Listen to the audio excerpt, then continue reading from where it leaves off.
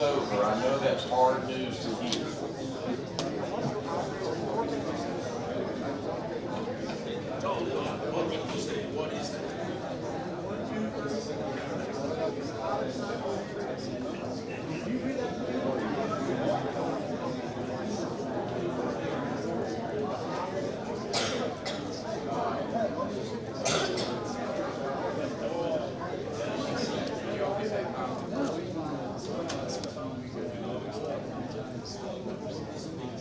We have the recordings. Yes. Those presentations are powerful. I know. Those are just. KJ, do you mind asking people to come on out here? Yes, sir. You were in there. Sometimes you just have to grab them almost physically. Yes.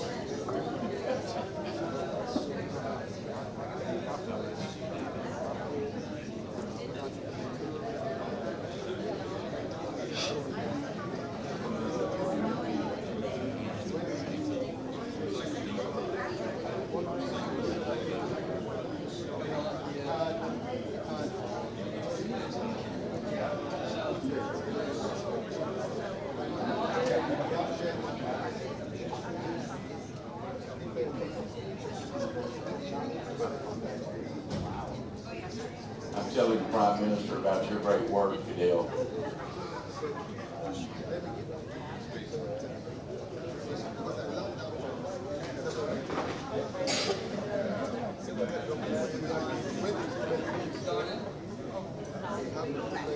We need Mr. Timekeeper in here if he's still Yeah, out where's the there. time? Yeah, we need somebody with a more booming voice than mine. And one of the interns, can y'all bring the timekeeper in? Look like $1 million. Is this Charlie? Oh, Look, you're like the king of kings over there.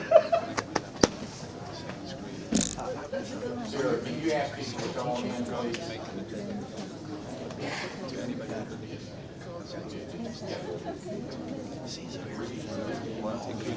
If you send it to me, mine's fine. Tell the security guy that I'm up there, but I'm right. It sucks because I've been Okay, KJ, do you mind shutting the doors?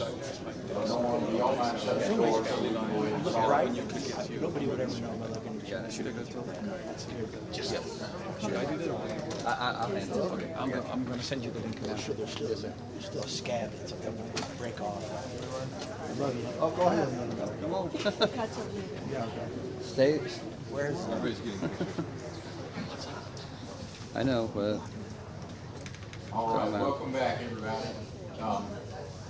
We're going to take a picture of the 3 people who will be meeting you at the Reformation Wall in the morning. Charlie? Yes, sir. KJ, could y'all come up here with Sarah? yeah, okay. Where's You're Sarah? gonna take a picture? Yes. I got it. Sarah, is she here?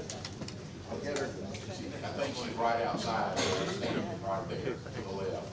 Y'all come up here, I want to take a picture of y'all, and I want people to see you, so they can see you tomorrow morning. Stand right here. Sarah? So, these 3 folks, for those of you going on the Reformation tour, will be at the Reformation Wall in the morning at 8:30, okay? So I'm gonna take a picture of them so I can send it to our contact who's leading the tour. But y'all look for them. You can just pay the fee of 25 francs in cash tomorrow morning to them. Now, don't pay it to Charlie because Charlie may not give it to you. But anyway, give it to Sarah. She's a little bit more dependable. Of course, you know I'm joking. What can we say? No, you sit there. Then after 10:30, you'll be finished with the tour. You're going to stop by a bakery and get a slice of pizza or a sandwich and then meet us at the UN at noon, okay? So let me just get a picture. Yeah, the Randy Gate. Yeah, we've talked about that. Y'all turn around here and maybe get a quick shot. I had to justify it. I really feel it. Thank you. Oh, you hear? That's right. KJ says if you bring him a cappuccino, he may reduce the fee. Okay, so, right? All right. Comments? Well, thank you, Henry. So, ladies and gentlemen, we'll follow with our program, and it's an honor for me to introduce Shane Wilkerson, who will be speaking. And Shannon is a technology and cybersecurity leader with more than 2 decades of experience spanning international operations, entrepreneurship, and executive leadership. She spent 12 years working with the United Nations Department of Peacekeeping Operations, very interesting topic, where she designed and deployed mission-critical software platforms supporting global operations. She also co-founded several companies, really a successful person. And today, Shannon is the Chief Information Officer and Chief Information Security Officer to Finley Automotive Group, where she leads enterprise technology strategy, cybersecurity, and operational resilience. She also publishes books. She's an author of Amazon #1 best-selling books, etc. So I think it's going to be a great privilege and value to listen. Thank you. Thank you, Prime Minister. And just quickly, Shannon, Troy, and Joe are each going to speak for 15 minutes, and then they're going to have a panel amongst themselves, and then entertain questions from the audience. Troy, I believe, is that right? What they talked about. Thank you, Prime Minister, and thank you for the opportunity to speak with you today. It's particularly meaningful, actually, to have this discussion in Geneva, a city that represents international cooperation, peacekeeping, and shared responsibility. Because in today's world, cybersecurity is not just confined to networks or corporations in our state nations. It's deeply tied into institutional trust, economic stability, and public confidence in our institutions. So when we ask how to address the complexities of cybersecurity in an interconnected world, we start to look at technology. But I would suggest the complexity does not primarily come from code or the technology itself. It comes from people and the institutions and then the way they interact under pressure. Cybersecurity today is not just a technical issue, it's a governance issue, it's a leadership issue. And increasingly, it's a matter of global stability. We've built an interconnected world where identities, systems, financial transactions, and communications cross borders instantly. Governments depend on digital infrastructure, peacekeeping operations rely on digital coordination, and financial systems operate continuously across all jurisdictions. Interconnection has brought enormous benefit, but it has also increased our exposure exponentially. In an interconnected environment, a disruption in one region can affect many others. A compromised identity in one organization can open pathways to entire supply chains. The speed at which information moves now often exceeds the speed at which institutions can respond and react. And that's where the complexity in cybersecurity emerges, not because systems are inherently unstable, but because they're deeply interdependent. And sometimes the cascading nature of this risk becomes visible in very simple ways. A compromised account in a supplier can lead to a fraudulent invoice in an institution that is approved. That payment is then made and moves through multiple financial institutions. The funds are then quickly distributed through several countries and bank accounts. And before anybody realizes that something is wrong, investigators face jurisdictional challenges, legal delays, and a fragmented reporting requirements across these borders. What began with a simple compromise now has become an international investigation. And that's the nature of an interconnected risk in our world. So also, when we talk about advanced cyber threats, we often imagine these very highly technical attacks, and those do certainly exist. But many of the most impactful incidents begin in a far simpler way. They begin with the manipulation of trust and humans. It's an impersonated official, a convincing request sent to an employee, a message that creates urgency at just the wrong moment for a person. Today's modern attackers study institutions. They understand our hierarchy, and they understand the communication patterns. They understand where pressure points exist within our institutions.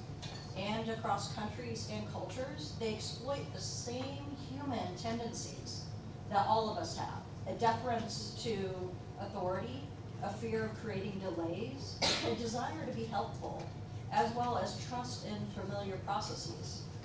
The language may change, the target sector may change, but the underlying psychological mechanisms are remarkably consistent across cyber attacks. And that's why cyber has become globally scalable. What makes these threats advanced is not their technical novelty or their sophistication, it's their understanding of human behavior. Today, attackers design experiences. They study how people work, how organizations operate, where trust lives within our institutions, and where judgment is most likely to fail.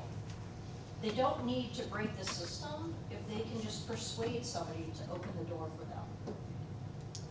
Many of the most sophisticated cybercrime groups today operate in ways that closely resemble legitimate institutions. They have defined roles and responsibilities. They have specialization across functions such as software development, operations, negotiations, their financial arm.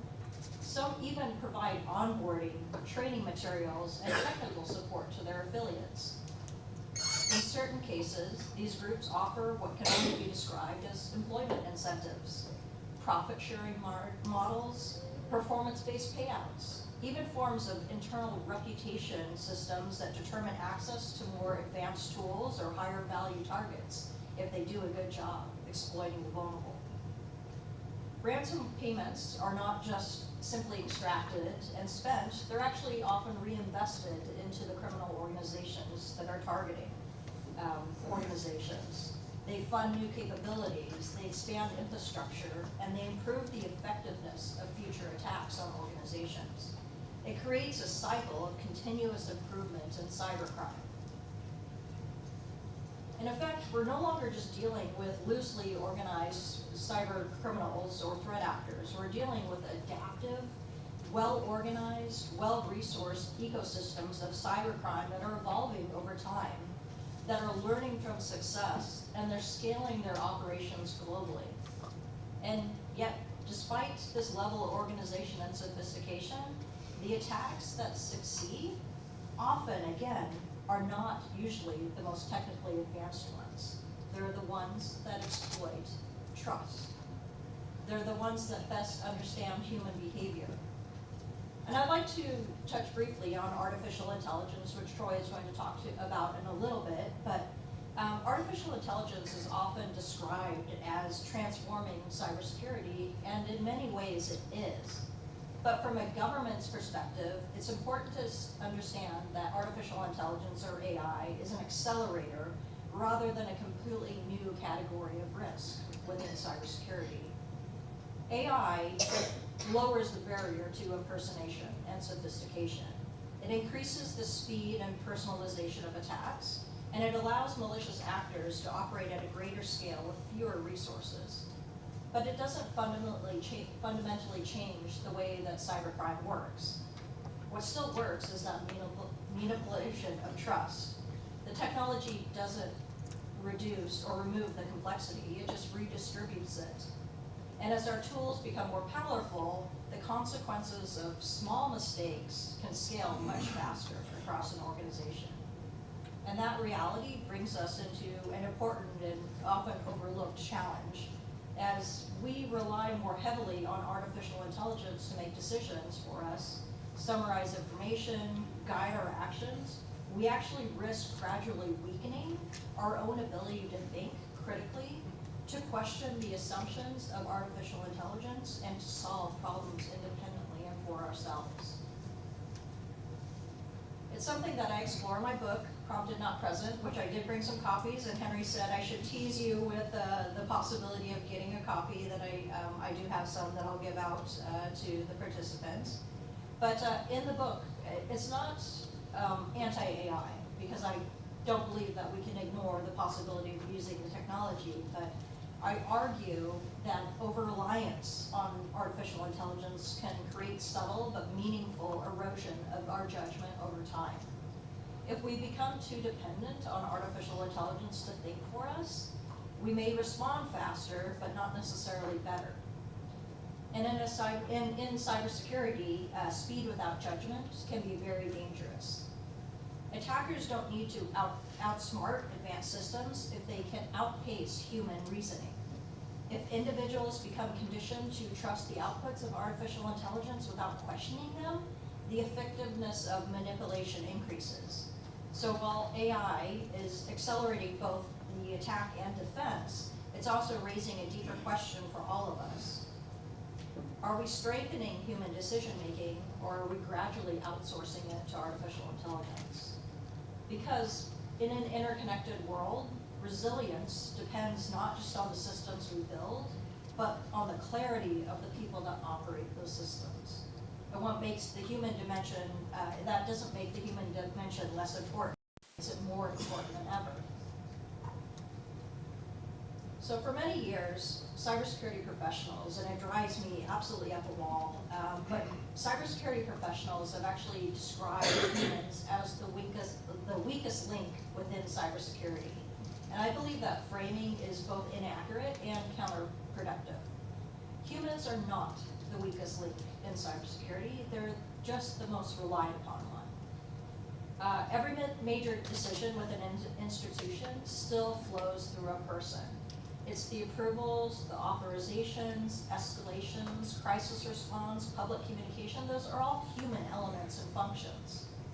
The issue is not that people are inherently poor defenders. The issue is that institutions often design our systems that assume perfect behavior of people under imperfect conditions.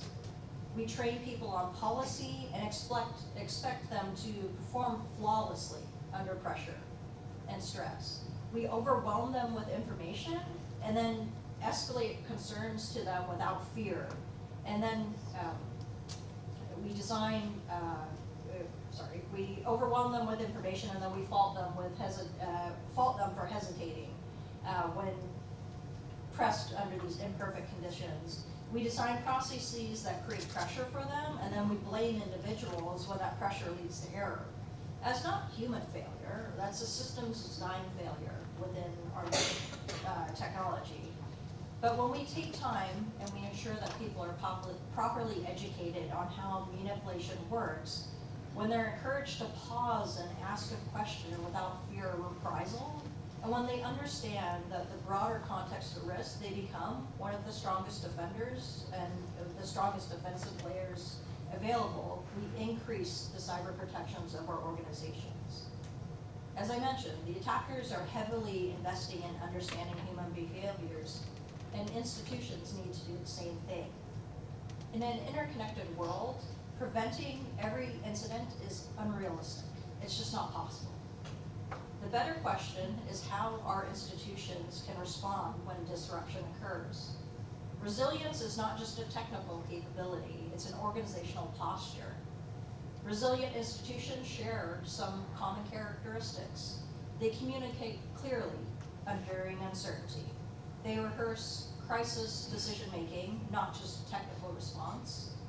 They empower individuals to report anomalies early and without fear of reprisal. And they prioritize continuity of essential services. Most importantly, institutions that are successful treat incidences as learning opportunities rather than occasions to blame somebody for a fault. For policymakers and peacekeeping leaders, resilience is tied directly to legitimacy. Public trust does not depend on the absence of disruption. It depends on transparency, accountability, and effective recovery when those disruptions happen. In this sense, cybersecurity resilience becomes part of institutional stability. Another dimension of cybersecurity complexity is policy coordination. Cybercrime operates globally, but policy frameworks are still largely national. Investigations often require cooperation between multiple jurisdictions, each with different legal standards, reporting requirements, and authorities. Meanwhile, the majority of digital infrastructure is owned and operated by private institutions. That means that cybersecurity today sits at an intersection of public policy, private infrastructure, and international cooperation. Addressing the complexity therefore requires more than just a technical expertise. It requires coordination between governments, regulators, industry, and international partners. When information is shared quickly, institutions become more resilient.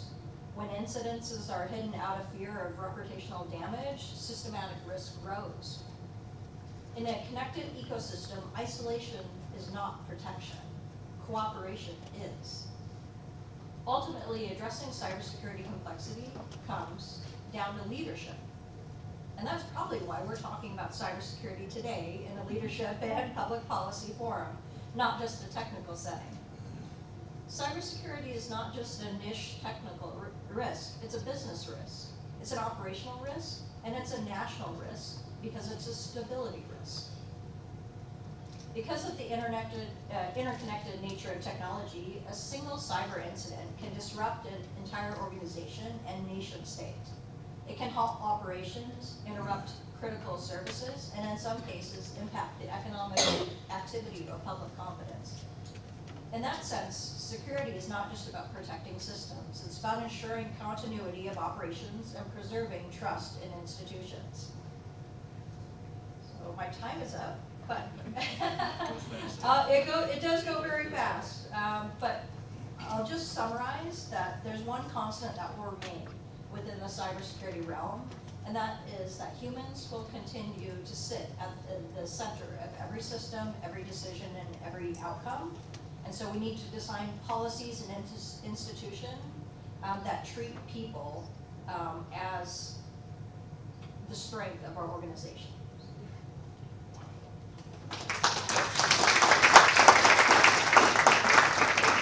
Okay, Shannon, most of that was way over my head, but I am reading your book, okay? And you know, I've said for a while, it's amazing to me that there's so many people around the world, sadly, who get up every morning with the intent to defraud. I've actually had that conversation with Troy in Las Vegas. Yes. And it's just right. So that's one reason we felt that this topic was so important, this security. You're going to hear from Joe Glover in just a moment, and then from Troy, but this is so important globally, and so I hope you'll view these friends as resources and people to continue conversations with, which we'll talk about in just a minute. So, and I've met Troy, Shannon, and Joe all within the last year, and it's really been an honor for me to get to know them. Joe's journey has been a leader in high threat environments. This is Joe Glover right down here on the end. It was developed while conducting security and intelligence operations on the front lines with the United States government in the Middle East and Afghanistan. Tremendous expert in security. He teaches law enforcement, Charlie, private businesses and government agencies how to better protect their people. So actually Joe is on our crisis management team, and we're grateful for that. His expertise has been amazing. He and teams of experts provide briefings on critical intelligence and security to hundreds of government and parliamentary leaders each year, people just like us. For fun, Joe is a pilot and firearms instructor. So Randall, we need to talk to Joe about providing a plane for the Geneva Institute, okay?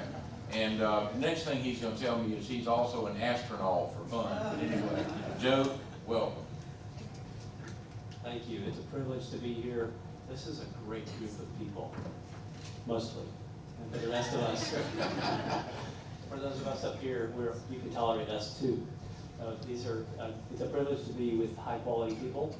And I want to talk about a little bit, there's an interesting nexus in the world right now, and it is this connection between cybersecurity and data security and what we know of as the internet and cyber. Data, information, and technology security, and physical security.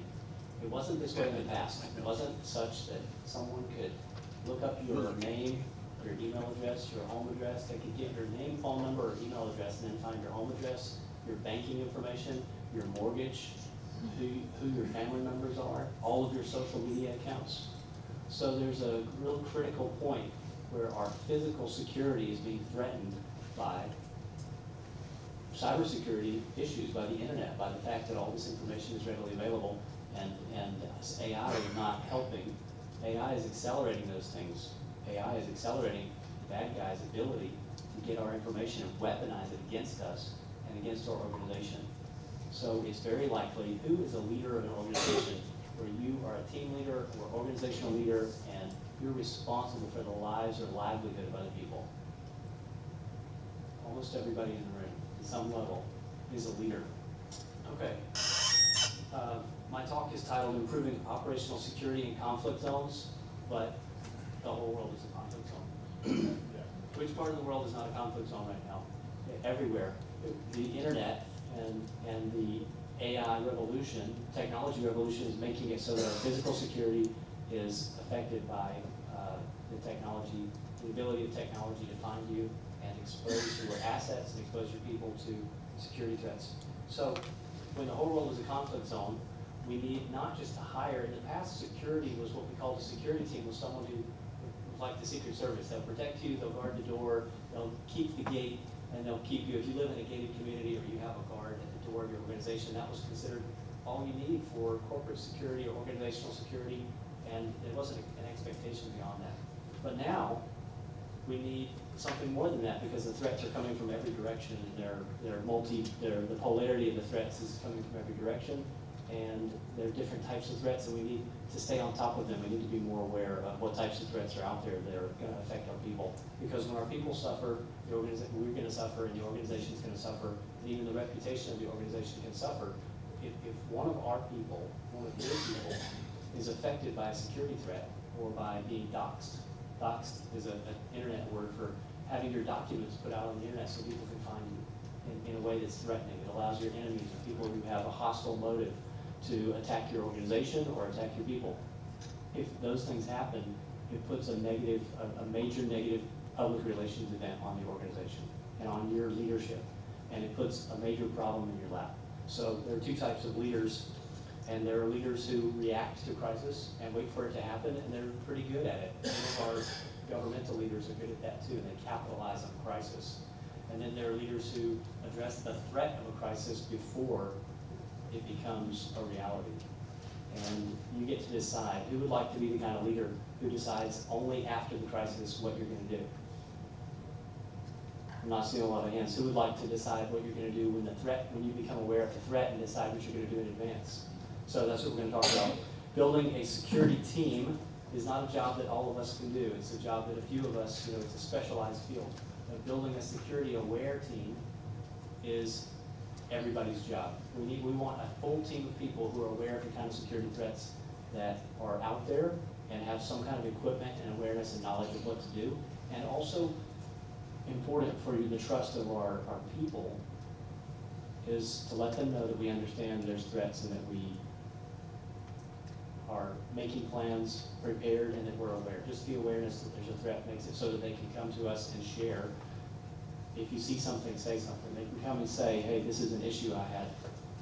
When you have these talks. So safety is, whose job is safety? When we do training for these security personnel, we always say, when we go to the firing range, we go to the shooting range, or we go shoot from a helicopter or do some fun things like that, we always say they have this expectation, well, you're the instructors and you're the safety officers, so you're going to keep us safe. We always tell them safety is everybody's responsibility. And in the world we live, we need to develop that mentality, not that we're going to keep them safe or provide security for them, but that security and safety is the responsibility of everybody.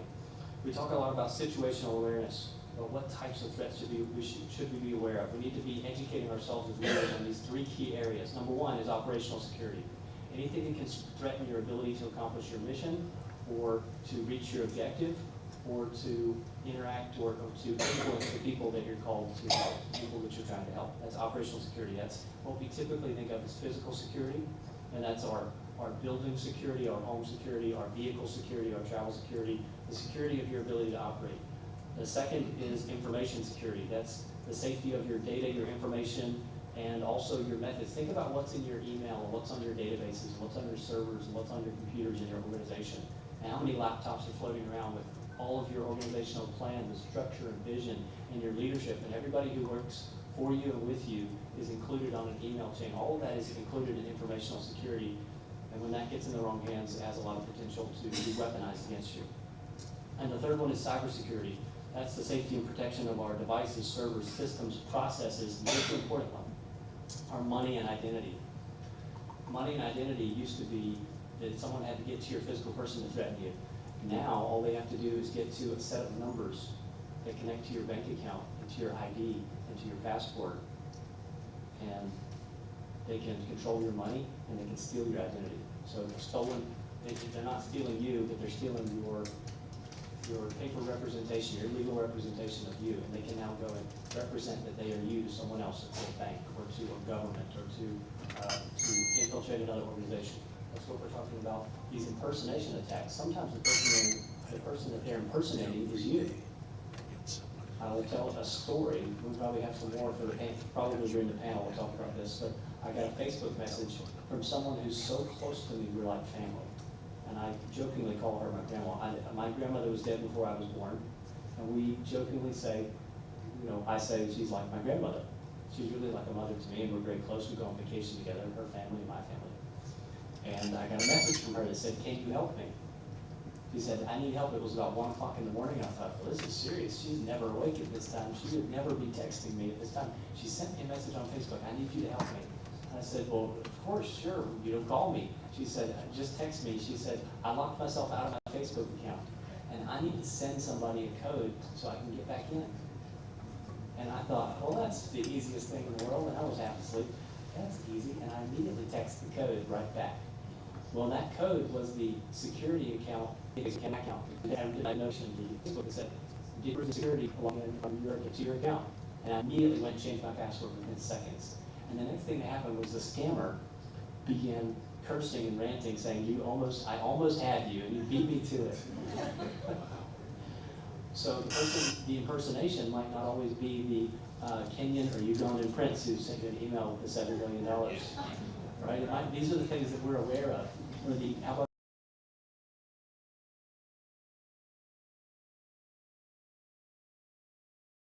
the Geek Squad or the Amazon account? We're going to charge your Amazon account $2,000 for your renewal membership. We just want to verify it's okay. Give us a call if you have a problem. When you pick up the phone, they're going to say, "Well, can you verify your identity? Can you give us your name, your address, your social security number? Can you give us your documents?" So impersonation attacks. These things can have an effect on our organization just by making them aware. We have to keep up with them as leaders. We have to be a leader. It doesn't mean we have to know everything, but it does mean we need to be about 3 or 4 steps ahead of our team, so that we can lead them, we can be aware of the threats, and we can empathize with what they're going through and prepare them for the kind of things they're going to face. Joe, was that you said operational security, information security, what was number 3? Cybersecurity.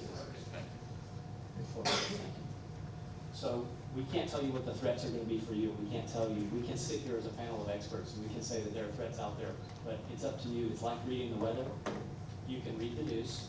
You can listen, talk to your people and say, what are the threats? What are the things you've experienced? Guaranteed they've all experienced one of these things we're talking about. One of these identity scams or phishing scams or identity threat attacks. And some of them have experienced a physical threat or the potential when they're ingress and egress, getting in and out of your building, when they're traveling to and from a mission or to and from a project. And we want to open up, as a leader, opening up a forum, opening up a conversation, and having these regular security updates and threat awareness updates, having a regular analysis of what's out there.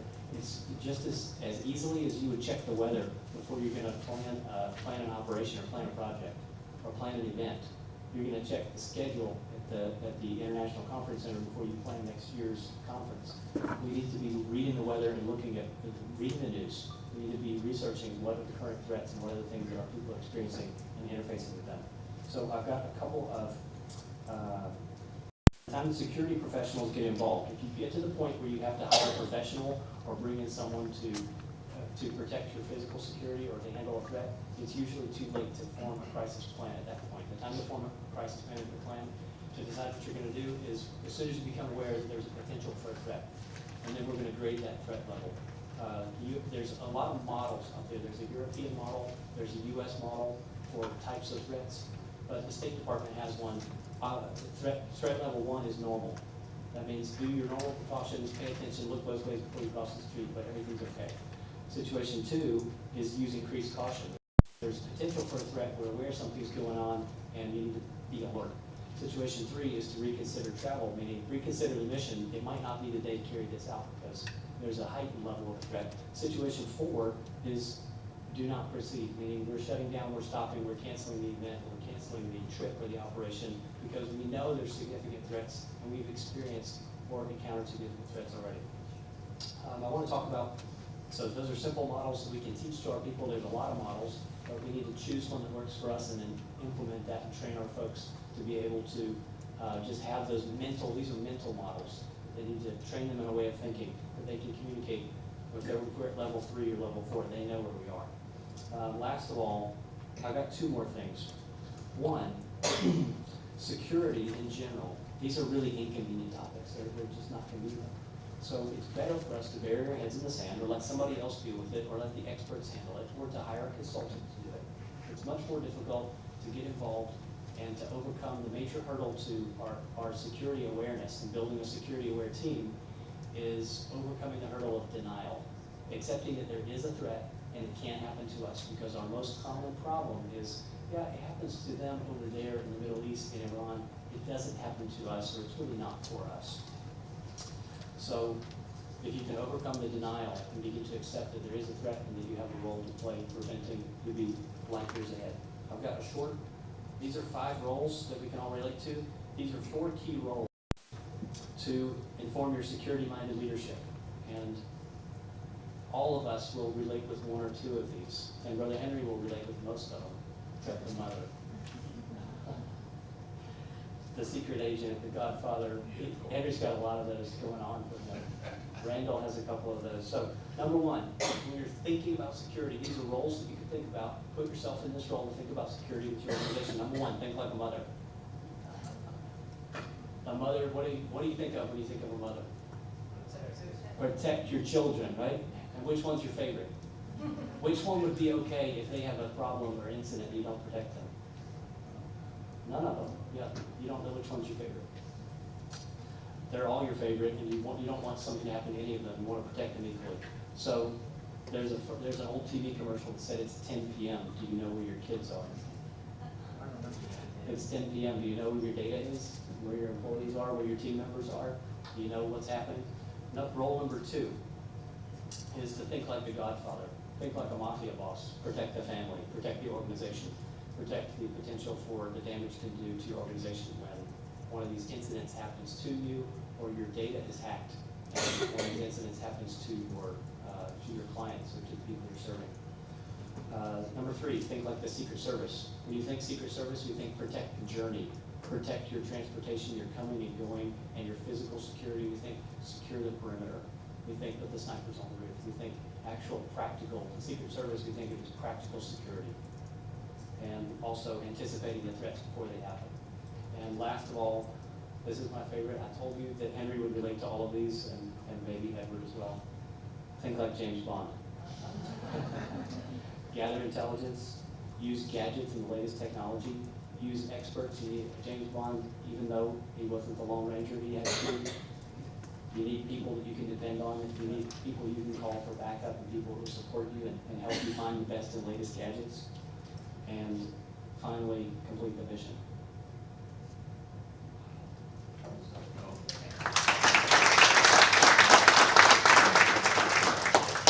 Joe, thank you. You see why I always want Joe close to me. Joe, you can just stay with me the rest of the time in Geneva, close by. Wow, that's so helpful. And just to let y'all know, we have recently purchased and put into place cybersecurity insurance with Troy's help, David Jordan, and I want to encourage all of you all to do that. You can't exist in this world without insurance coverage as you can get it. So I just wanted to let you know that. So our next speaker is Troy Wilkinson. He's the president of Kuiper Technology, which is a counseling and speaking firm, and I'll tell you, consulting and speaking firm. And I'll tell you this: he is an amazing friend, an amazing expert in this area of cybersecurity, known all over the world, all kinds of contacts in Washington, D.C. He has been an international cybercrime investigator, known for bringing deep technical expertise with executive leadership. He began a career in law enforcement. He's worked with the U.S. State Department. I could go on, but Troy, I don't want to take your time, so we'd rather hear from you, but thanks so much for being here. Thank you, Henry. Thank you, Mr. Prime Minister, for having us here today to talk about this important topic. Now, it might be, over some people's head. I want to try to keep it in line with, general topics. We don't want to go too technical because that's not helpful to anyone. But it's very interesting that we're in this place, we're in Geneva, where some of the most important diplomatic treaties have been signed, where countries come together just to solve world problems. And here we are at the Leadership Institute talking about leadership. And I think it is so important as we talk about artificial intelligence and what that means to the world and to humanity, that we talk about it from a leadership lens. And that's what I'm going to try to do today. I'm excited about having this talk with you. We are short on time. I will be available at lunch and any time between now and the time I leave here. And even after, my contact details with Henry, I'm always open to a conversation. But AI is shaping our life. And if you think about, when AI gets here, we're going to do this, this, and this. Well, it's already here. And we're looking at things happening faster than we expected. Companies are looking at when they're going to implement certain AI technologies. And they said, we'll get there in 18 months. Well, it's now been 3 or 4 months, and they're behind the times already. We see cybersecurity startups come onto the market in the last 6 months that have created a product that is already out of date. That is a true story. These companies are having an existential crisis, trying to figure out how to pivot into something new because technology is moving so quickly. And yesterday I was talking to some security leaders from a large payment card provider, and we're talking about how do they keep up as security leaders, not hindering the business, not stopping business, not being in the way of business, but doing it securely so that we don't lose those crown jewels, as Shannon and Joe said earlier. So the most important thing is here, what do we choose to do with this power of this new tool, so to speak, and what does that say about the leadership that we bring? So we thought of AI as a tool at the beginning. It's something I can ask a question, get an answer, I can create a paper. But AI is doing a lot more than that now. It's becoming a decision maker for us. As Shannon mentioned, we're becoming over-dependent upon AI to think for us, the critical thinking that we escape from sometimes by asking ChatGPT or another AI tool for those answers. But this framing is already outdated. AI is not just assisting us with these, it's actually starting to influence how our decisions are made. And it can analyze vast amounts of data in seconds. So if you think about all the data we have to analyze, it would take human teams, months to complete a project, now being done in minutes with AI. So we're moving the business forward at that speed. And business leaders are afraid of being left behind. So we have this incredible push from the boardroom and from CEOs to move faster, to adopt faster, and to put security controls a little bit behind the desk for a second.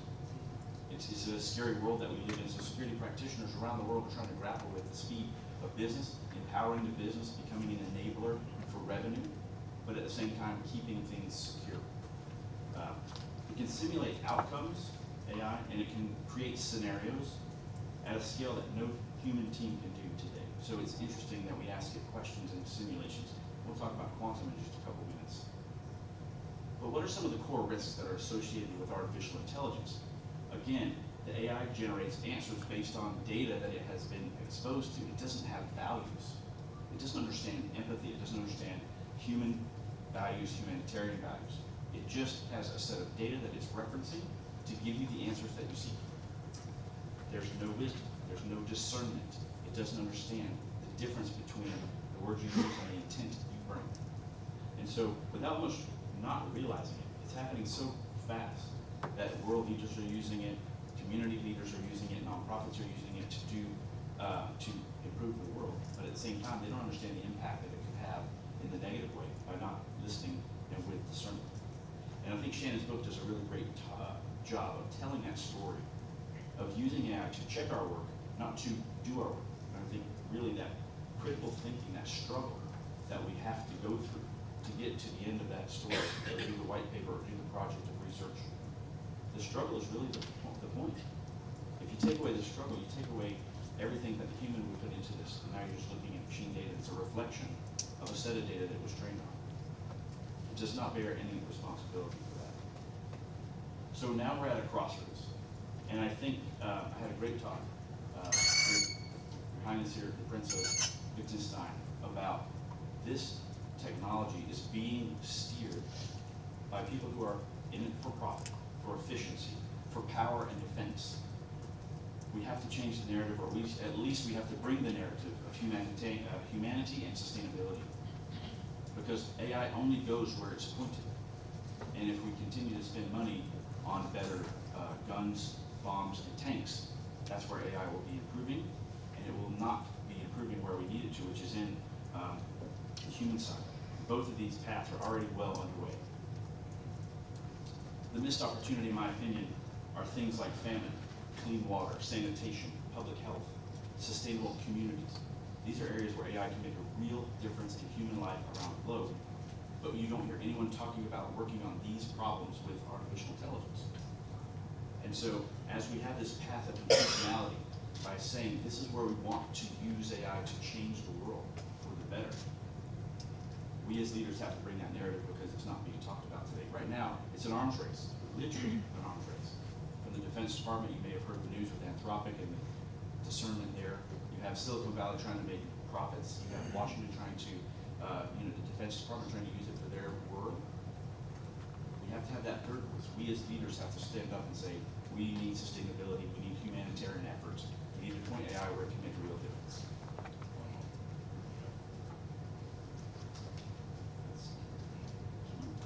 And I think it comes down to an incentive problem. If you look at the two scenarios I used before, what are the incentives? Obviously, it's profit and money. We understand that. More security, better national security, better defensive mechanisms. It's an arms race. Remember the 80s, remember the nuclear arms race. Remember all the proliferation of arms. The same thing is happening today with more supercomputers, better chips, NVIDIA versus these other chips, etc. Nation states, China versus the US versus Taiwan, and who's making the best silicon for these AI computers. So again, it's a race to the technology, but what about the race to humanitarian and security for humans? It has largely been accelerated by two major domains, which is economic gain and national security. Both are understandable and both are real. I'm not taking anything away from those. But neither on their own are going to naturally lead us to solving humanitarian problems.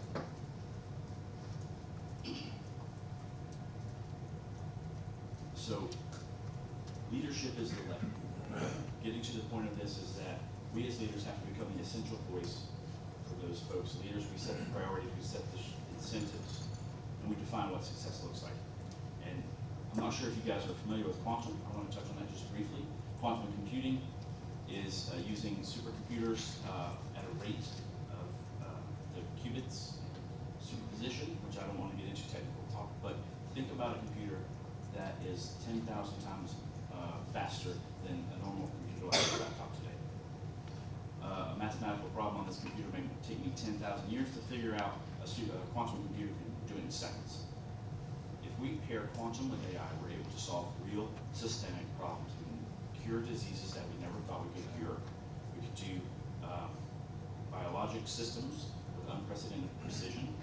We can identify the ways to cure famine, to enrich the soil, to allow things to grow where they have the hardest time, to redirect water, and so on. We can run multiple simulations across the quantum computer in seconds that would take normal programming years to do. And as we add AI to that, we can see the possibilities. We can work faster to make sure that we have the AI guiding the quantum computer to solve these problems in real time. Again, it takes intentionality. So there is a framework that I have come up with, which takes into the account how we can turn AI to be sustainable for humanity.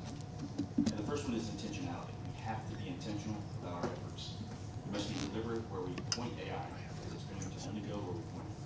These decisions cannot be left to chance. Second is accountability. We have to, no matter how advanced AI becomes, it must remain responsible for the outcomes that it produces. In other words, you can't make AI do something and then when it messes up say, oh, oops, I didn't mean to do that, it's the AI's fault. No, it's our fault. AI is only a mirror of the inputs that we give. The next one is equity. The benefits of AI should not be concentrated in a small number of countries or organizations. They should be shared and accessible to everybody in the world. And the fourth is sustainability. They should prioritize applications of this AI that improve long-term human well-being, long-term sustainability, environmental sustainability. These are leadership principles, and they require alignment across governments, industries, and institutions, which is why I'm so glad to be here in Geneva with the United Nations and these other public policy think tanks that can help us cross borders, talk to leaders, and make a difference in this world. So as Shannon mentioned, what is the difference between AI and intentionality? It's the human element. The center of this is something that we cannot lose sight of, which is the humans that are behind the keyboard. It reflects the values of the people who build it. If we prioritize speed, we're going to get speed. If we prioritize profit, we're going to get profit. And if we prioritize power, it will optimize power and defense. But if we prioritize for humanity, AI can become one of the most powerful tools that we have ever had to improve the human condition. So we're at a defining moment. We're at a crossroads. These capabilities are not enough on their own. It comes down to us as leaders. It's not about technology, but it is about values. And the real question is whether we will pair that intelligence with wisdom and discernment. Thank you.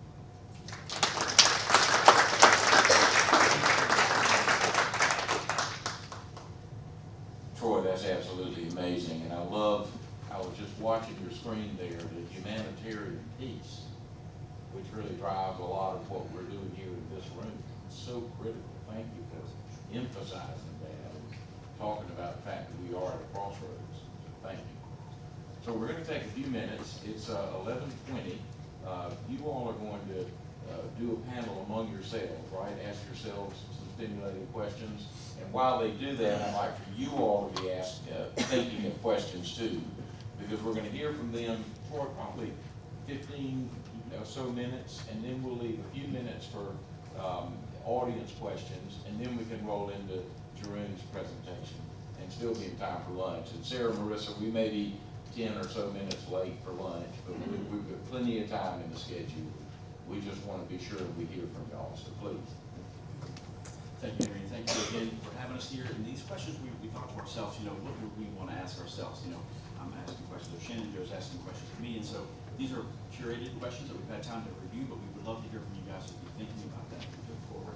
And Shannon, I have the first question for you. This is going back to the human impact of AI.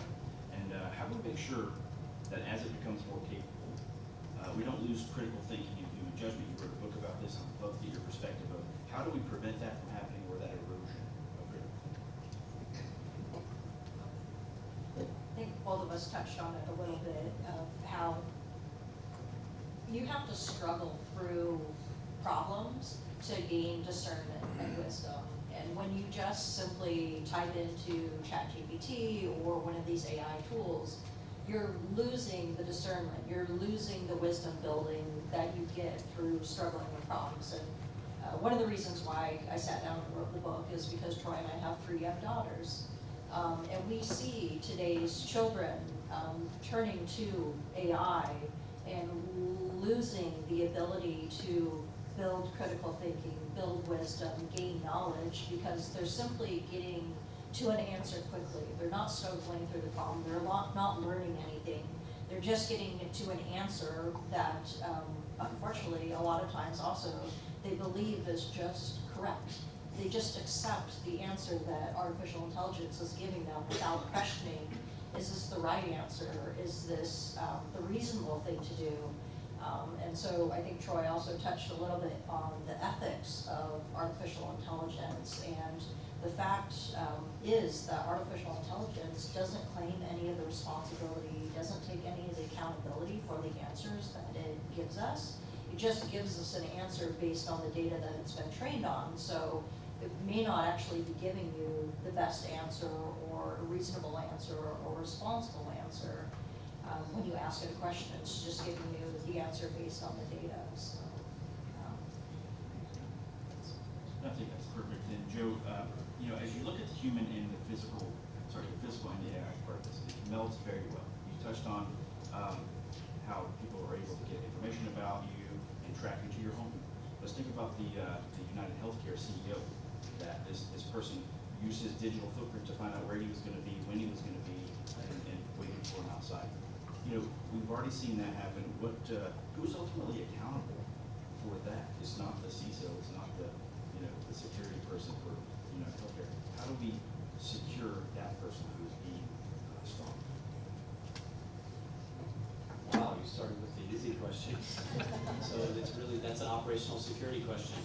So it is a question for those, it is a failure in the case of the United Healthcare CEO, it's a failure of his operational security team or his operational security awareness to project and to realize the threat to technology and the access to technology and information was posing. And that's a great example. The best examples we can use are things we get from the news, that are actually happening around us. And that's a perfect example of a leader who didn't secure his operational security. He didn't conceal his movements, and he failed to have an operational security plan, and he lost his life.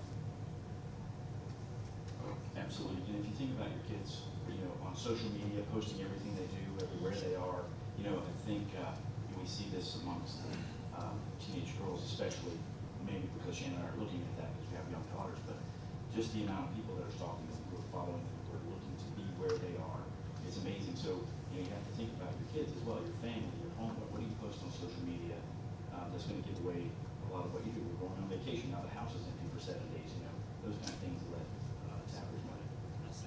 That's good. So it's a big thing. It was in my notes and I didn't get to it. But coming from the security industry where everything you do is life and death, we need to start thinking like that. We need to have, someone asked me after spending 13 years of my life in the Middle East, and mostly where there's wars happening, I wasn't going there for picnics. It was always because something bad was happening.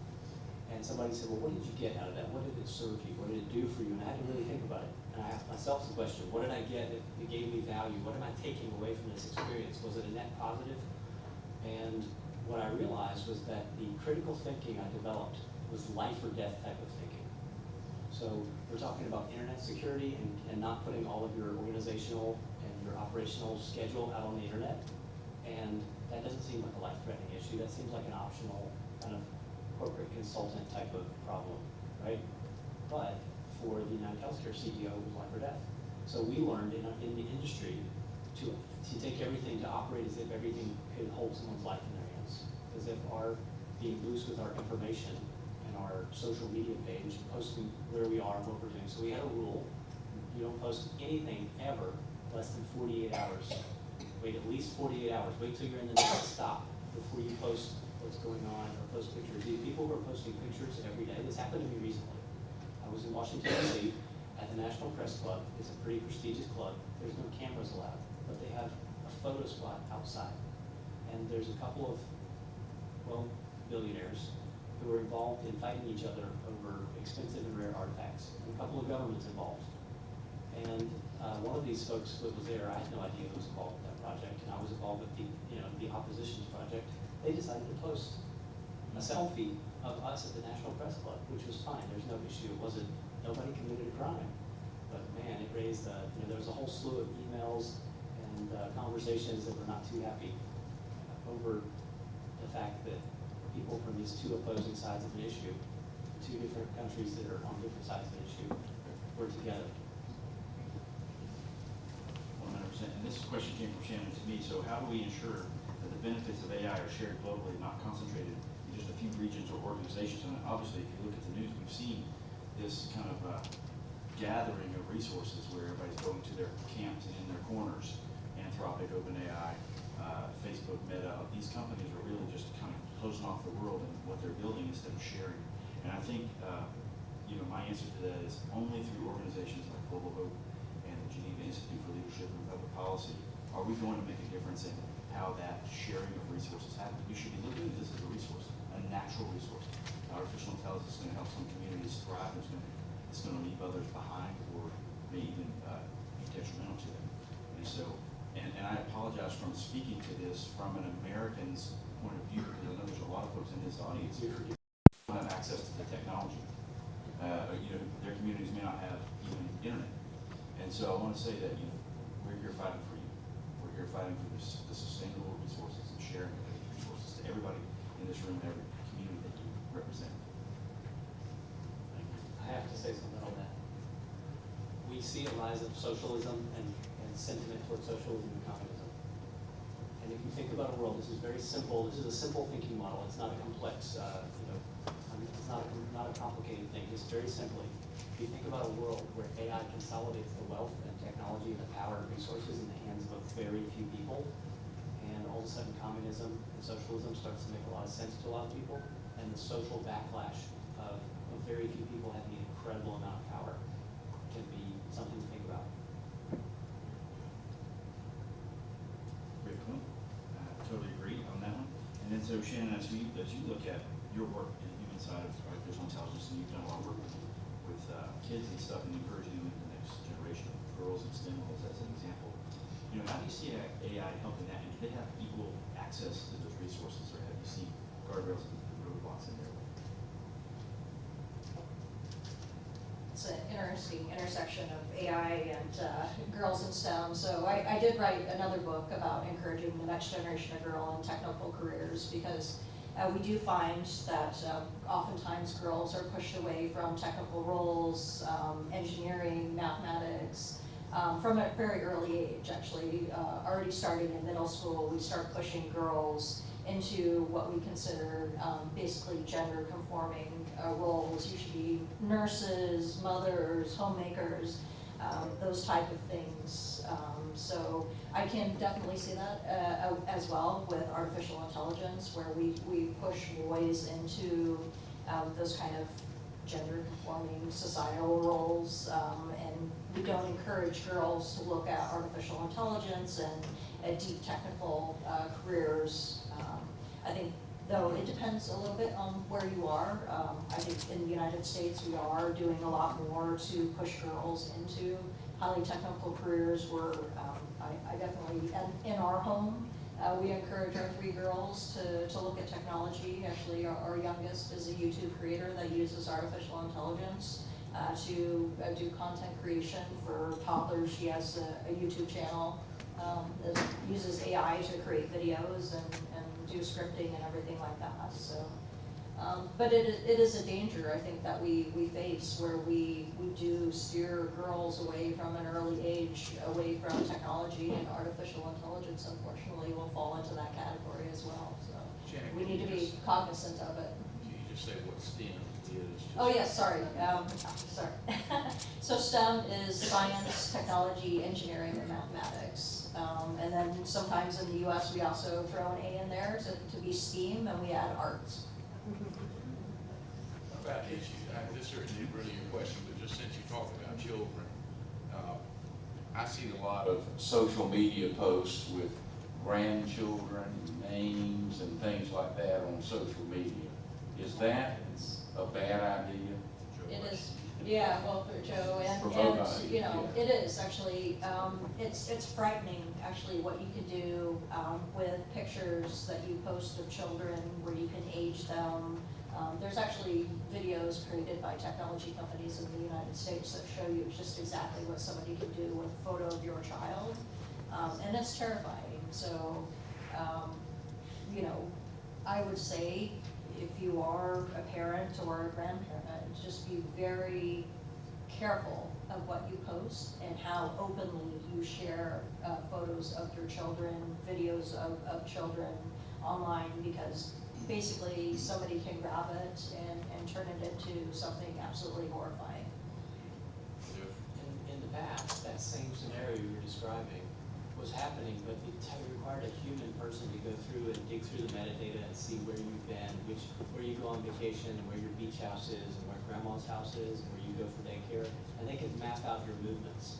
But there was some level of buffer, because it took the time and energy of a human to do that. Here's where AI is a force multiplier. Just like we can now track terrorists by entering all that data, and the AI tells us here's their patterns and gives us a roadmap to their house and where they live and where they're operating. It can be weaponized against us too.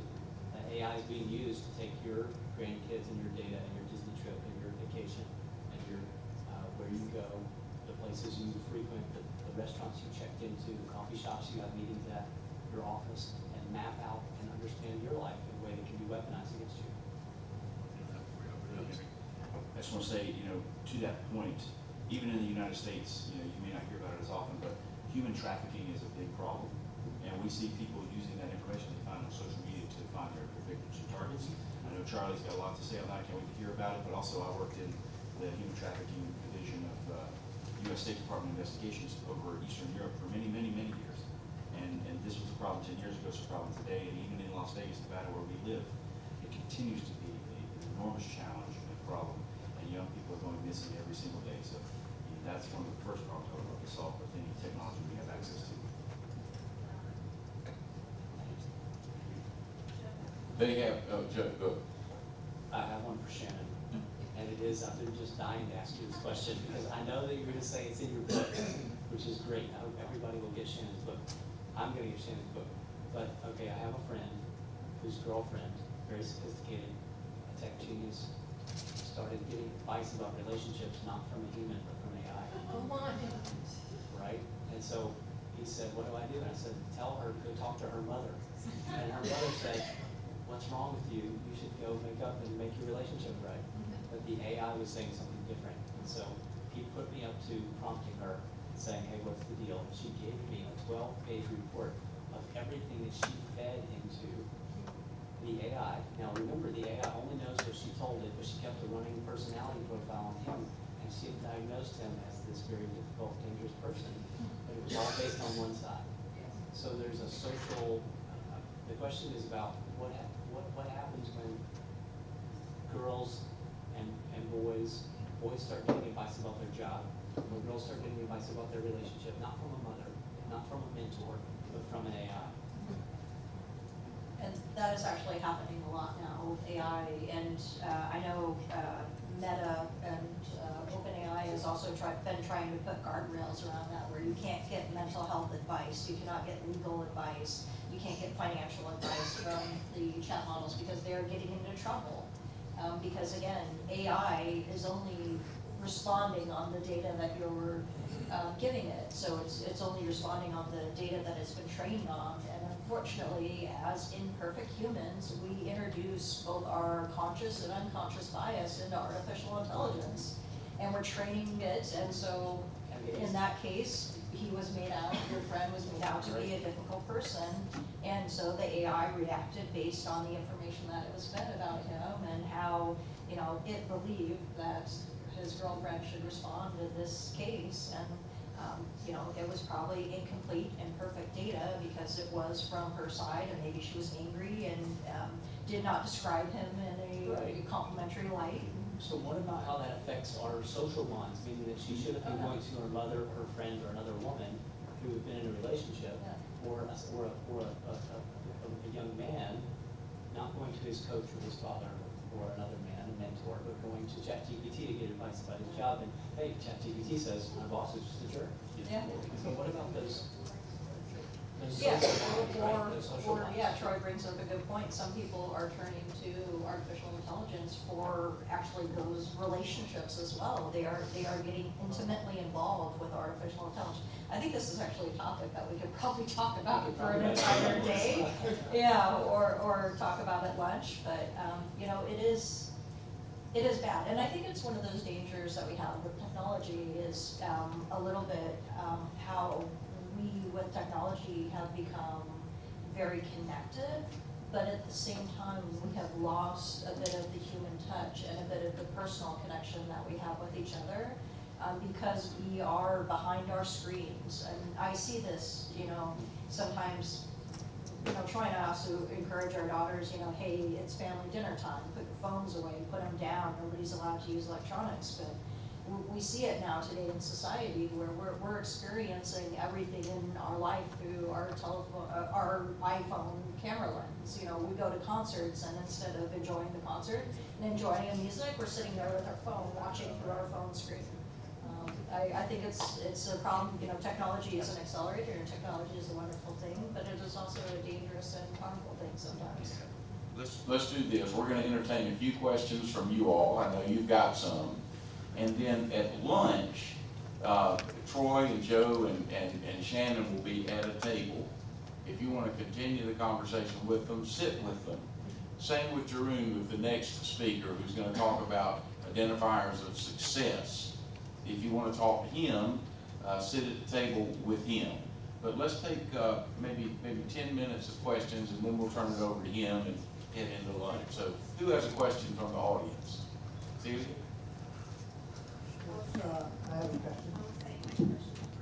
Yeah, make the questions brief, and our responses will be brief, so we can have as many as possible. Mr. Glover, Mr. Glover, you mentioned the necessity of creating a SAT team, security aware team. How does that happen? Can a person or a company or a family or an organization do that quickly and efficiently on their own? Can they learn to do that, or do they need a consultant such as yourself? You just need to ask ChatGPT to create your list like what I did in my speech.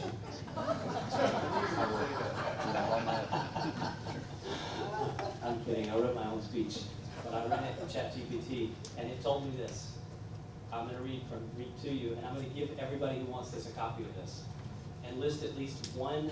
So here's what you can do, and list yourself. Sign up for at least one event per year focused on security awareness. Go somewhere and find somebody to teach you. Get a mentor or somebody, or go to an event where they're talking about these issues, whether it's your family or your organization. Number two, express the care and support for your people's safety and let them know that it matters to you. You don't have to be an expert to care. Caring is free and it's quick, and everybody has the ability to say, we want to do something and we're willing. Schedule a regular small group meeting, family meeting, once a week, or a regular huddle. This doesn't have to be a big meeting. We're talking about a 5-minute touch base. And ask the questions, get some questions in advance, talk about the questions, and ask, what are you going through? What are you going through? What are you going through? And let everybody share what they're experiencing. Reward awareness and communication. There's no result to get from it. It's just reward awareness. And when people bring awareness, give that kudos.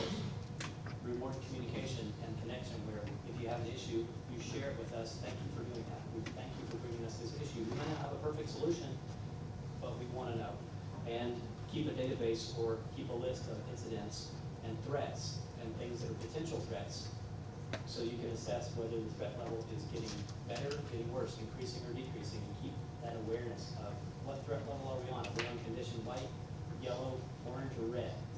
Now, those are just levels of increasing. White is normal, yellow is be aware, orange is we think there's a potential threat, we're being more aware. Level red is we know there's a threat and we're taking precautions and steps to avoid it.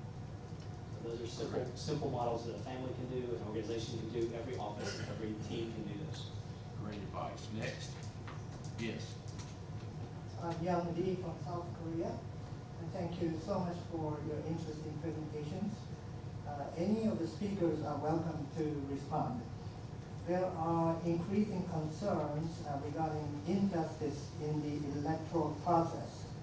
Have you, either individually or through your organization, engaged in research or civic efforts that examine the link between election integrity and cybercrime? Alternatively, are you aware of any relevant cases or examples? Thank you. Okay. Is that machines are susceptible to different kinds of attacks than humans are. Humans are susceptible too, but our democracy wasn't built on machines. It was built on our Western system of democracy was not built on computers. It was built on humans casting votes written on a ballot, and that's different. So we're going through a technology transition, and we need our governmental systems and our policies to catch up with that. We have not yet. So we're going through a transition time that's where we're being exposed to the vulnerability of those systems and the need for a solution. And I would say to get your book to South Korea, that would be the first person that could get a copy of your book right there. All right. All right. Next question. We've got time for a couple more, please. Hi, thanks so much, guys. I think trust has been a kind of theme so far in the talks. I suppose I'm interested in, maybe on the face of it, it seems like trust and security pull in different directions of intentionality, and I'm wondering how you guys see trust as being enabled by cybersecurity. I think it's a great question, because trust is the foundational level of building a proper team, security operations team, cyber or physical. But I think that cybersecurity can build trust in enterprise, because people who are building next generation products and companies have to know that when they put their crown jewels or their data in a safe place, that they will be safe. And so the first thing that a security person does is identify those crown jewels, and we put the different levels of security around them. You know, defense in depth is definitely a great example. And so trust is hard to earn and easily lost. And so it really takes a long time. And we talked about this yesterday with integrity and transparency and all the leadership qualities here. Those are paramount in the world of cybersecurity and physical security, because once your trust is lost, it's just almost impossible to get back. And so I enjoy working in this industry for that very reason. I work with a lot of really great people that have the right intention, and we see cybersecurity as a mission, not a job. And the people that are here to secure your environment, your enterprise, your systems, your data, your networks, are the same ones who have that mission to not fail. So that's where you see the burnout happen in teams, and a good leader is able to walk that balance and make sure that his teams feel supported and has their trust, but also has the trust of the business and business leaders. And we like to say that security can never be the Department of No, but we are the Department of KNOW, no, so that they are fully informed. At the end of the day, we're just risk leaders, and we advise the company rather than mandating security. There's a new Bond movie coming out where Troy is starring as James Bond. It's called Dr. No. And it's all about cybersecurity, because there is no James Bond anymore. Guys like me are really, there's no job for us anymore. It's all cyber. I'm picking up a theme here with you and James Bond. Okay, you might be the next James Bond. Are you diagnosed? All right, yeah. I have a follow-on question. And the follow-on question is, do you see this technology and AI revolution as accelerating the profits for those companies who are trustworthy, and accelerating the demise of those companies, or the downfall of those companies that don't put these systems in place? 100%, absolutely. That's why CEOs and boards are so eager to adopt AI, because they know it is a crisis for them. If they don't adopt it, they will be left behind. Every single industry is affected by this. It's not a single, industry that's being affected more than the others. And so those who adopt AI and they do it carefully and respectfully have seen dramatic increases in efficiency. We just saw Block, which is a financial services firm, lay off 4,000 people. That's a terrible outcome. But that emphasized the efficiencies that they've seen with AI in their environment. I can see that instead of looking at that as a negative, those 4,000 people now have to upskill and change into a field that's going to be for the future. AI is going to change every single job that we have today. We have to look at it for align myself with AI so that I can be a part of the solution. We still need people. Their jobs just change. Those who resist will be left behind. People. Those who adopt AI and lean into it will succeed. We have a saying, and it says, AI is not coming for your job. The person who knows AI well is coming for your job. It's really good.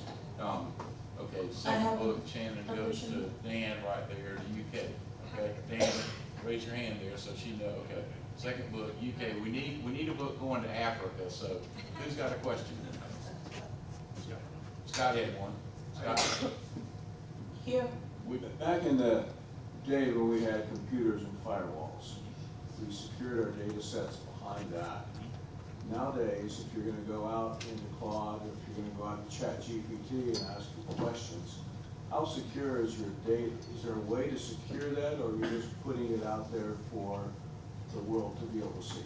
I love that analogy, Scott, because we used to talk about castles and moats, right? You put everything inside the castle, you secure it with a moat, which was your firewall, and you were safe. Now, everything is software as a service living in the cloud. And the answer to that question is that is your data safe in Claude? Is it safe in Google or Amazon? It depends on the company and their data handling privacy policies. If the NSA can be hacked, anybody can be. So at the end of the day, your data is never 100% safe. But companies like Google, Microsoft, they're putting a lot of protections in place to secure your data. Where the loss usually happens is on your side, where you're responsible for that data, where it's on your laptop and somebody gets access to a phishing scheme. We see a lot of data loss happening on your side. But that doesn't mean you should write off your third parties. You need to have a good third-party risk management program to make sure that they're doing what they say they do to protect your data. Follow-on question to that. Hang on, we're going to have to, I'm not sure we're going to have time. Joe, we'll be at a table, and because Scott is our board chair, I think he deserves a book, Shannon. One last question from over here. This is going to be an Africa question. Yes, it's an Africa question. Actually, I think I have a lot of lamentations. We seem to be in a hurry and we are rushing. We are every time rushing to do things faster and faster. I don't know what's the obsession with getting things faster done. The speed with which we want to respond and get our actions. And we are removing the human element from everything. But we are forgetting that AI doesn't know anything, actually, because it's the human beings that know things. And we are removing the creativity of human beings, and we are putting the whole world under pressure. And we think that this is the best way of doing things when it's not. So we are exposing ourselves. You have to put your data out there, and then you have to protect it. You are exposing yourself, again, you have to protect yourself. It's a whole, what you call it, yes. And then, once we expose ourselves, you are giving money to your grandmother who is not your grandmother at the end of the day. When we should just have good human relationships, why can't we just talk to people, normal people?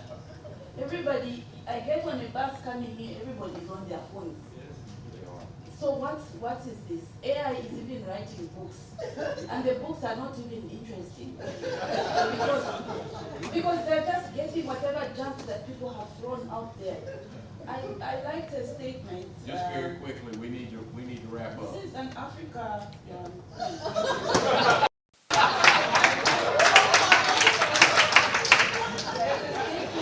don't know who said this. I took it down. I think it's very profound. Humans will continue to sit at the center of every, is it institution? Somebody said that. Every decision. Yes, and that is what we must carry. Even as we are having these tools to help us do things better. Another thing I picked is that safety is no longer just a technical issue, but it's a governance and leadership issue. So what are the leaders doing? Children don't know critical thinking anymore. We need to have curriculums that don't allow children to use their computers, let them use their heads. It's an Africa thing. Thank you.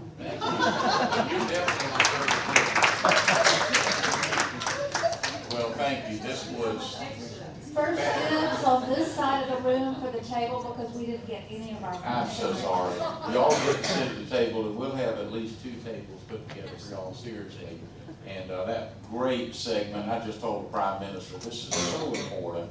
And it's one reason, what we're trying to do is deliver value in this 2.5-day conference, and this is part of it. So Joe, Shannon, Troy, thank you. And so y'all can stay up here or return to your seats, whatever you want to do. And we've got one final segment before lunch. Jerome, come on up. And while you're coming, I just want to notice that Adrian Hardy, our board member, who's a Swiss Air pilot, came today. Welcome, Adrian. Living in Zurich. And also our friend Dr. Benji Moses just flew in from India. So, Dr. Moses, welcome. So glad to have you. I introduced Charlie this morning. Yeah. So, we continue with our lineup of fascinating speakers. And I just want to give you a taste of Jeroen Kimperman, who's standing over here to my right.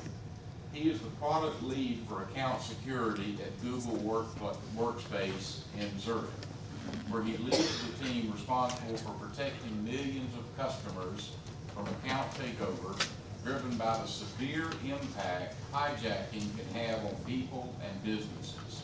Jeroen's work is guided by this motto: saving one is worth it. Just one more piece on his bio, and then I'll tell you what he's going to talk about today. Jeroen's team develops visible and invisible protections to protect commercial Google accounts. And he goes on to talk about all that he's doing, phishing-resistant passkeys and so forth. It's a level of expertise beyond my understanding. But he's also on a multi-year journey researching how people define success. All right, so my friend, Prime Minister Vlad Apigoff, referred me to Jeroen, and I saw that. I said, look, we're having a cybersecurity segment. Jeroen, if you would talk about, not that, but this issue of how do people define success, I think that would be really helpful. So you've got 30 minutes, we're just pushing lunch back a few minutes. But Jeroen, we're so glad to have you. Thank you for taking your time to come. Thank you for such an amazing introduction. And you can find this deck and anything else I do on my website. So I want to give it for free. I want to make sure we help as many people as possible be inspired. Thanks for that introduction already. In my daily life, I fight criminals, and as Henry said, saving one is worth it. If you've ever traveled, with a person who's been hacked, you know how bad it is, or an organization, and that's what gets me out of bed every day to prevent that. And I've done that for 10 years now, been in big tech for 10 years, and it's during this time in big tech that I actually ran into an issue that prompted me to do this research, and I'll share with you today. Because every day, all of you are worrying about your programs, your policies, people, the forums you speak at, investments and everything. But what about the most important program in the world, your very own life? What about that? And this became an issue for me when I was earlier in my time at Google, and I was stuck. I got stuck. People always think, those people in big tech, they have it all, they do everything. And obviously I understand that I speak from a position of great privilege, having spoken to some of the people here that are from other continents and other places in the world. So I want to make sure you understand that I understand that. And every now and then I'm reminded of that, but when you're in it, you can actually still get into the dip. I was reaching a point where I wasn't getting promoted. I thought I was doing so bad that I even thought about quitting so someone else could come and catch more criminals. And I'm happy I didn't, but I was not doing well. And it all sort of came together one day when I had a conversation with myself. It was during COVID, I was in my home office, and I was really frustrated. And maybe you have conversations with yourself as well, or with the cat, or with a plant, or with God, or whatever it is. I had one of those conversations, and I was really frustrated, and I said, why am I not getting promoted? And the answer came, well, why do you want to be promoted? So then I said, well, because I want to be successful. And then the question came, well, what is success then? And so I said, I don't know. And then the sort of thought came, well, why don't you define what success is, and then you can come back for another conversation about your promotion. So there I was, ending this conversation with myself, thinking, how am I going to find out what success is? I have no clue. And so I decided to just ask a few people that I encounter in life. And very quickly, I got to really interesting responses. I started asking people in random moments, hey, how do you define success for life? And like person number 8 that I asked said, success is losing the need to define success. This was my reaction as well. And I'm thinking about this, wow, if number 8 is the definition, how much more richness can I find out there? This is like receiving gold. I took this definition for myself immediately because it was amazing. And later I dropped it because it made me feel like, oh, I shouldn't care, I should just Netflix and all these things. So it didn't work for me. But it was such an inspiration and boost for me that I decided, you know what, I'm going to do 100 of these interviews, and then I'm going to share the results with the world. That was actually what number 4 or something told me. You need to write these down and share with the world. So, out of all of this came a sort of research method. Whenever I would be in a meeting one-on-one with someone, I would have a work meeting or something.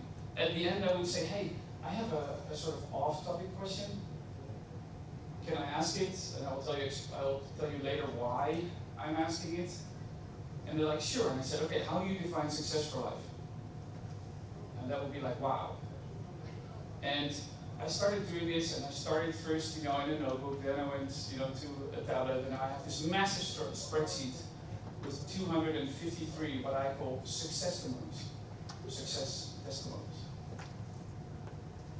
And in this talk, I will tell you 5 lessons that I've learned from all of these interviews and amazing conversations.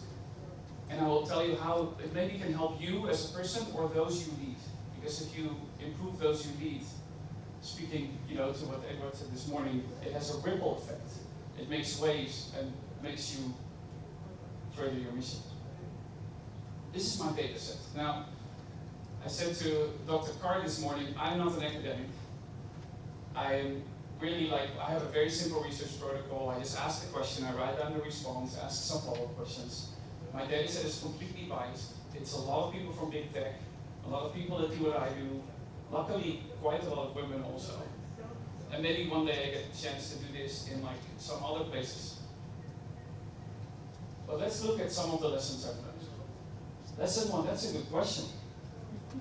95% of the people actually say something like, hey, I need to think about this more.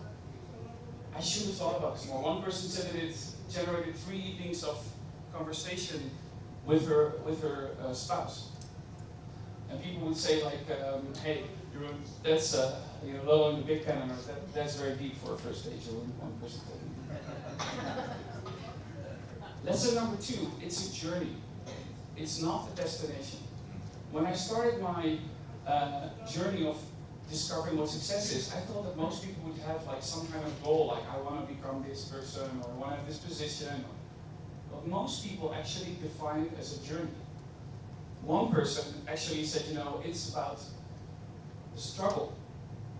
And you only have the now. The future is just a projection. Really deep statements that people share with me during a daily life. And again, all of these are on my website. You can get them later. Feel free to take pictures. Lesson number 3. No one compares themselves to others. And this was one of the most surprising ones I had. Because I was constantly comparing myself to others. I was even thinking I was the last person in my role in Switzerland not to be promoted yet after 3 years. I thought, everybody else had a better marriage, had a better car, had better vacations, had better everything. But when I asked, most people don't compare themselves to others. Actually, comparison is the thief of joy, one person said. Or someone even said, I know I need to stop measuring myself to other people. And this is one thing, there's the billboard definition of success. This is what the world wants you to have. The world is telling you, the billboards are telling you, your marriage is wrong, your clothing are wrong, you don't look well, your skin is wrong, you eat the wrong stuff, you need a new car, you need a better insurance, everything is wrong about you. But when I ask 250 people, nobody's following it. And when you talk to those people that you meet, I will try to ask them the same question. Most people do comparison, but we cannot do it. You cannot judge a fish by saying it can't climb a tree. There's one person, 156, I love that, so I decided to include it. Lesson number 4 is that it changes over time.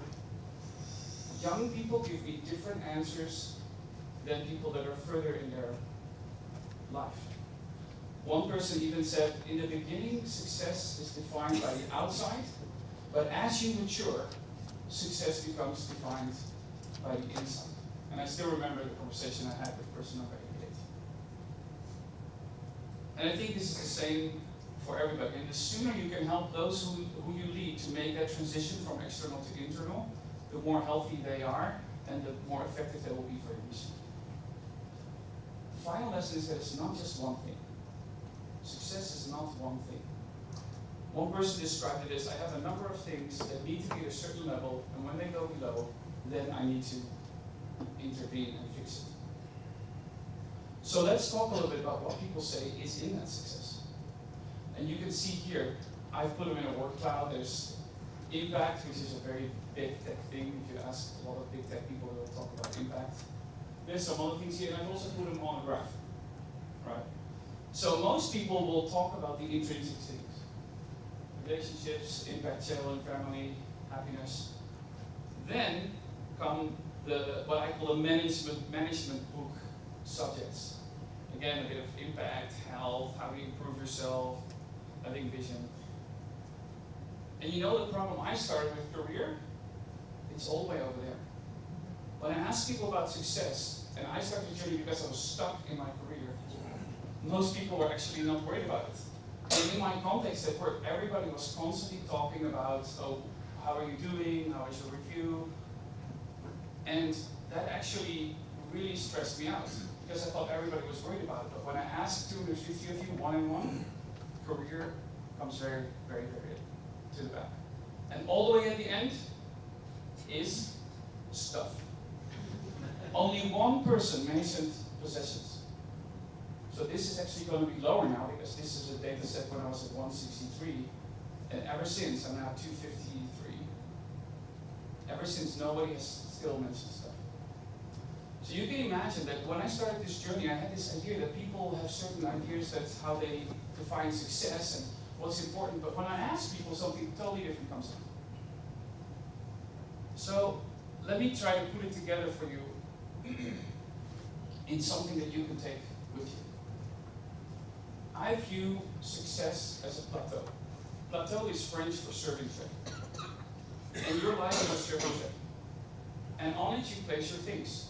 Your family, your job, your sports, your hobbies, your health. Everything is on there. And then what you do is you take that plateau and you walk through life. And you have to keep your balance. Because if you fall, then you might be in a divorce, or you might be depressed, or burned out, or even worse.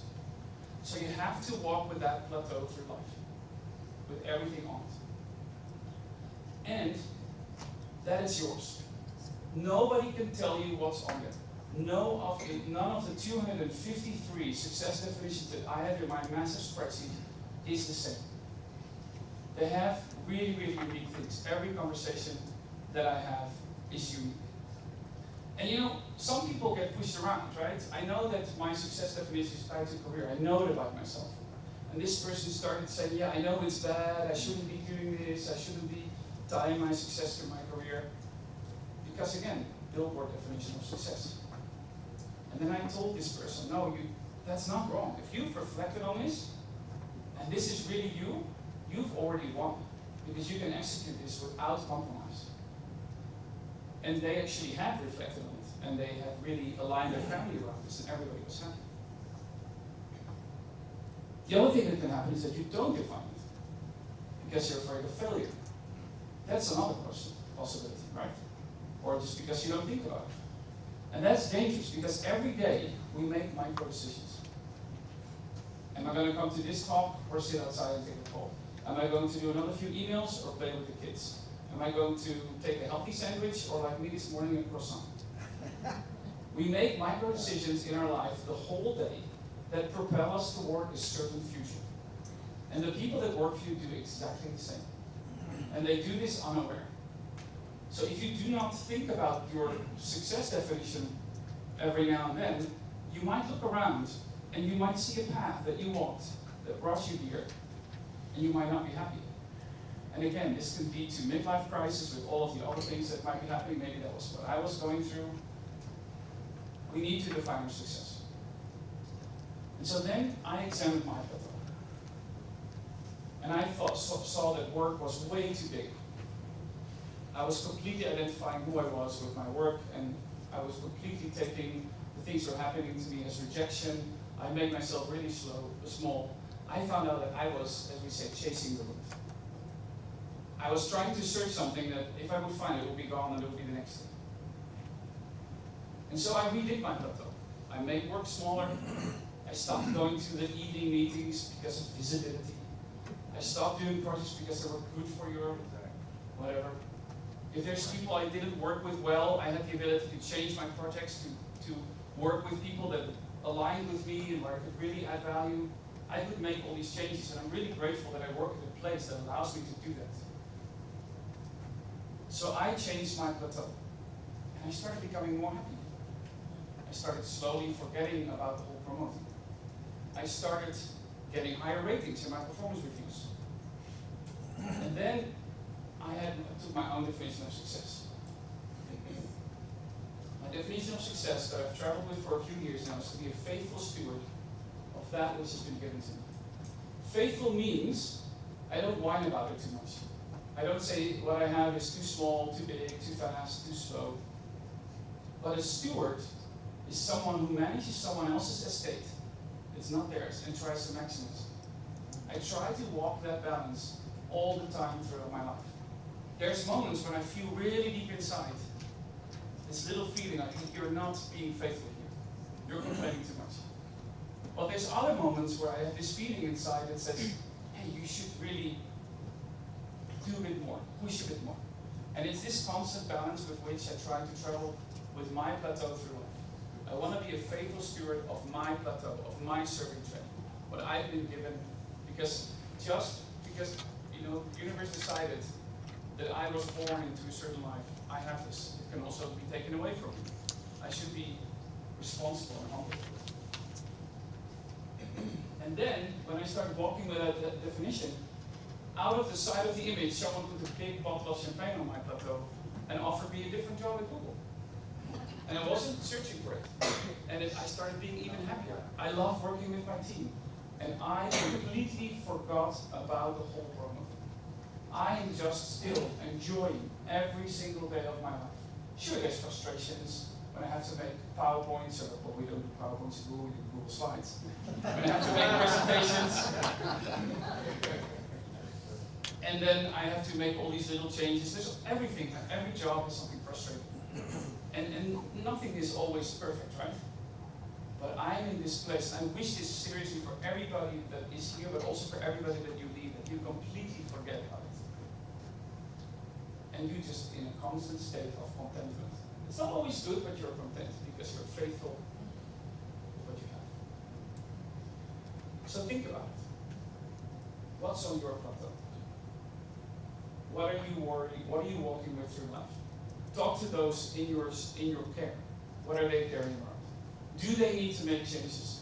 Do they need to make things smaller or bigger? And then next time, when you see someone walking around with a serving tray, with a plateau, I hope you'll remember this talk. Because step one is to think about it.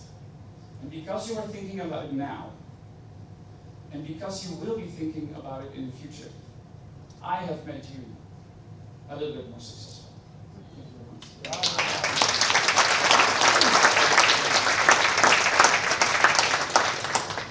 Absolutely wonderful, and I did see the picture of the croissant that you ate this morning in one of your slides.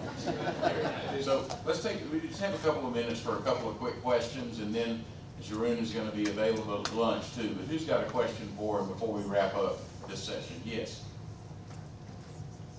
Okay, I was just wondering, did you ask ChatGPT as well? Well, that's not my question. Just kidding about that. No, I have not asked ChatGPT, and nor have I given this data set to an AI yet, because they are people's closest things that they shared with me. So, right. Yes. Right. So my real question is... And AI also didn't design this deck, my friend at daisydesign.com did, so it was also done before I asked. So I was just wondering, with success and with defining success, we've been encouraged to work with teams and collaborate. Do you think, from all the answers you've gotten, that it is healthy for a team or a leader to define or give an idea of what the success of that team should be, taking into consideration the uniqueness of the individuals in that team? I think yes, but you have to distinguish between success for your life as a person versus success in business. My team at Google is a security team. For us, success is when nothing happens. And that's very different from what I define as success for my life. And so I think as a team leader, you should have both discussions. Why? Because you manage a piece of the life journey of the people that work with you. And it's important to have that discussion because a big part of it, the majority of their waking hours, is spent with you or with the team. But of course also, like a good leader, like Edward said this morning, you have to push that vision out. What are you achieving, right? And that's why in my team, we have this slogan saying, saving one is worth it. And you know, sometimes even bring people that have been hacked into the team to keep them grounded to the vision of stopping violence. So you need to do both. Great, next question. Really great presentation. It's thought-provoking kind of thing where everyone at times, probably on a regular or annual basis, needs to reflect on that. And I think what you were saying about this idea of you felt like you were running around kind of like with your head cut off, or like a chicken with its head cut off, wondering, what should I do? I need to get myself out there, the image out there, try to promote what we're doing. And you cut that out, you see, and then all of a sudden, it's like you stumbled into that new position too. So if that's in fact true, is doing the small things, being content, there's the idea of being content without wanting every single thing right now, versus doing the best you can do each day. And most of the time, I've also, like you found, you stumble into opportunities. Do you think that there's, if that's true, doesn't that take the pressure off of us as individuals to not have to be so crazy, do all of these things, as the world says that we should be doing? I think there was a lot of, what you're saying is that if we stop the push, but we try to get true to ourselves, isn't that? If you stop all the craziness and you're like, okay, let's focus on the main thing, being a good student every day.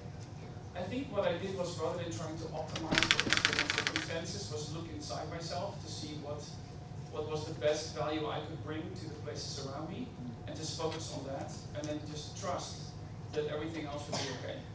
Because you can manage what you do, but you can't manage what others do. You can't manage the corporate processes around you. You can't manage, you know, the circumstances of the world. The only thing you can manage is yourself. And so I focused on doing my plateau and putting my boundaries, and I think that's when you have a healthy insight, it sort of comes out some way or another. And so that's what I would really encourage you, that this might help people around you create healthier insights. One more question, see, right here, and then we'll go to lunch. Have you noticed a different similarity between what you have studied and positive psychology, or have you investigated that at all? I've heard of the term, but I'm not knowledgeable about it. How to create happiness in psychology, and it's kind of become a recent, last 20 years fad. So happiness comes up as one of the most often as what people say, oh, success is happiness, right? Right. The danger is there is always a reason not to be happy. And so that's why you do not see happiness in my success definition. But again, it's my definition. Anybody can have another definition. Some people that talk about happiness say, oh yeah, I need to be a success for me is happiness. And I'll be like, okay, are you happy right now? And then they start sort of thinking, and you see they do sort of scanning their life, and then they come yes, no, or whatever. There's always parts that are good and parts that are bad. People that run with happiness as their definition normally talk to me about that they have a certain level of happiness. And it can go up and down, but it needs to sort of be constant over time. And if it goes too low, then they need to make a change. But yeah, happiness is one thing that comes from that. Right. Thank you very much. Well, we're going to have to leave it there, but thank you so much. Another round of applause. Wow, what a great morning. And the people who are building into the Geneva Institute, we're just so grateful for all of them. Thank you. So we're going to go to lunch now. Remember, and we have more people today than we had yesterday, which is always a great thing, but you'll have your lunch voucher at either door. And remember the instruction that I said gently yesterday, and that is, please make your way quickly through the lunch line. We'll have 2 tables set aside for Joe, Shannon, and Troy, a table or 2 set aside for Jeroen. Okay, so feel free to continue this discussion with them. Now, we need you to be back before 1:30, okay? Because at 1:30, Laurentia from Ghana is going to speak. At 2 o'clock, we're going to interview David Beasley via Zoom. Then we're going to have a panel of Global Hope, and on through the afternoon, including Charlie Lamento talking about human trafficking, the fight against human trafficking. So we have a lot going on. Y'all enjoy lunch.